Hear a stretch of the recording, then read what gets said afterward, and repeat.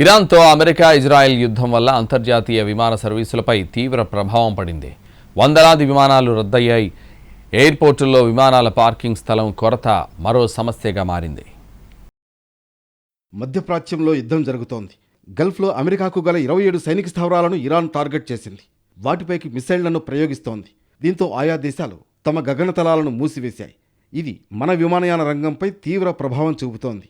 అంతర్జాతీయ విమాన సర్వీసులు పెద్ద సంఖ్యలో రద్దవుతున్నాయి.